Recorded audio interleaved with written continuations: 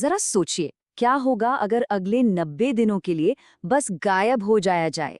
मतलब व्हाट्सएप बंद, दोस्तों की पार्टियों को ना, सब कुछ बंद। क्या इससे किसी की जिंदगी सच में बदल सकती है? आपको शायद हैरानी हो, लेकिन नेपोलियन हिल कहते हैं कि दुनिया के सबसे कामयाब लोगों ने, हाँ, इसी एक सीक्रेट का इस्तेमाल किया है। तो चलिए आज इसी सीक्रेट को डिकोड करते हैं। और देखिए, एंड्रू कार्नेगी की ये जो बात है ना, यही हमारी पूरी बातचीत का कह सकते हैं सार है।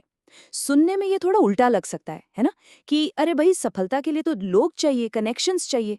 लेकिन नहीं, असली रास्ता भीड़ से नहीं बल्कि अकेलेपन से होकर गुजरता है। लेकिन यहीं पर सबसे बड़ी दिक्कत आती है, खास तौर पर आज के इंडियन यूथ्स के लिए। ये अकेलापन, ये फोकस, ये मिलेगा कैसे? क्योंकि चारों तरफ बस शोर ही शोर है। एक तरफ से घर वाले कुछ कह रहे हैं, दूसरी तरफ से दोस्त अपनी सलाह दे रहे हैं, और सोशल मीडिया, उसका तो क्या ही कहना। इतने शोर के बीच किसी एक चीज पर टिक पाना, फोकस कर पाना लगभग नामुमकिन सा हो गया है।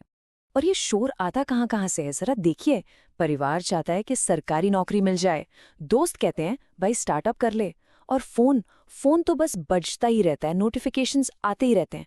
मतलब हर कोई हमें एक रास्ता दिखा रहा है, और इन हजारों रास्तों के चक्कर में हमारी अपनी मंजिल ही कहीं खो जाती है। तो होता क्या है इसका नतीजा? देखिए, दो रास्ते सामने आते हैं। एक है आम रास्ता, जहां लोग हर चीज में थोड़ा थोड़ा हाथ आजमाते हैं और नतीजे भी वैसे ही एवरेज से मिलते हैं। और फिर एक दूसरा रास्ता है, एक्सपर्ट का रास्ता, जहां सिर्फ एक चीज पर ऐसा गहरा फोकस होता है कि वो इंसान असाधारण, मतलब एक्स्ट्रा ऑर्डिनरी कामयाबी हासिल करता है। तो फिर सफलता का असली रहस्य है क्या? ज्यादा काम करना? नहीं, असल रहस्य है कम चीजों पर बहुत ज्यादा ध्यान देना। चलिए अब जरा समझते हैं कि ये होता कैसे है। देखिए, इस पूरे आइडिया के दिल में जो कॉन्सेप्ट है वो है स्पेशलाइज्ड नॉलेज, या कहें तो विशेष ज्ञान। इसका सीधा सा मतलब है किसी एक सब्जेक्ट में, एक फील्ड में इतना ज्यादा गहरा उतर जाना कि आपके जैसा कोई दूसरा हो ही ना।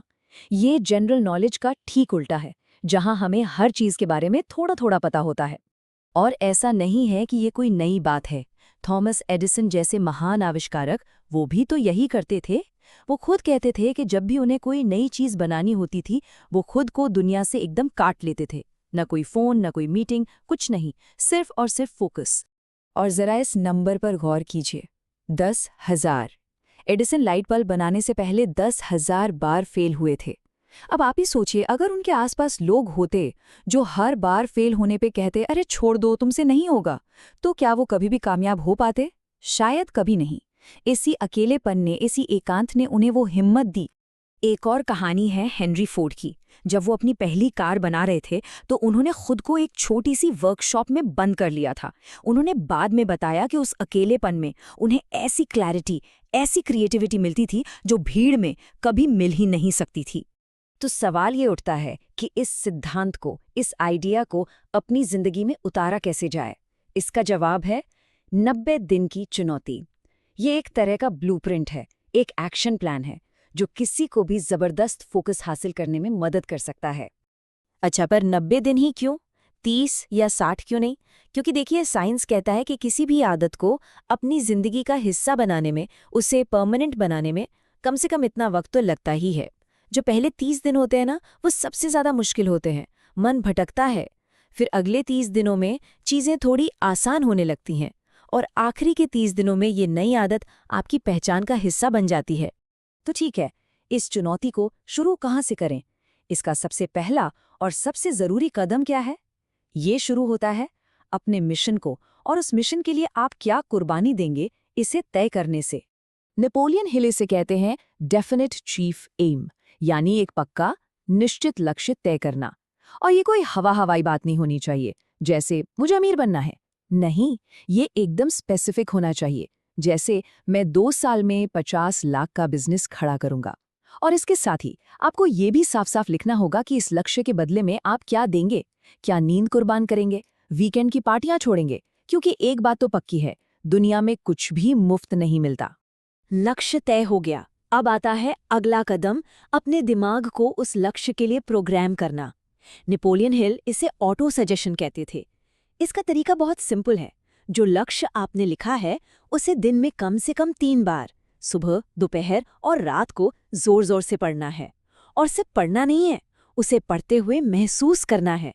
कल्पना करनी है कि वो लक्ष्य आपको मिल चुका है। ये अपने सबकॉन्शियस माइंड को, अपने अवचेतन मन को सफलता के लिए तैयार करने का सबसे पावरफुल तरीका है।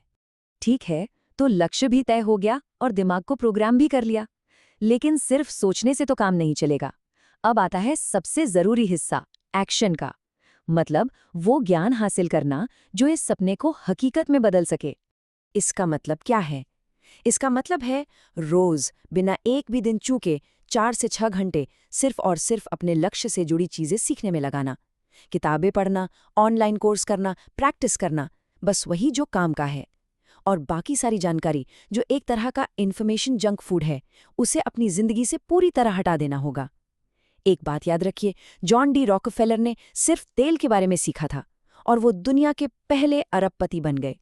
और यहीं पर नेपोलियन हिल की वो सबसे जरूरी बात सामने आती है, जिसे समझना बहुत जरूरी है। वो कहते थे कि सिर्फ ज्ञान होना ही शक्ति नहीं है, असली शक्ति है उस ज्ञान को ऑर्गेनाइज करना और उसे अप्लाई करना। मतलब जो भी सीखा उसे फौरन काम में लाना। असली पावर वहीं से आती है।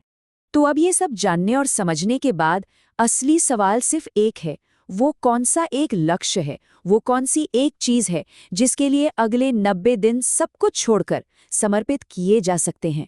वो एक चीज क्या है जो बाकी हर चीज से ज्यादा मायने रखती है।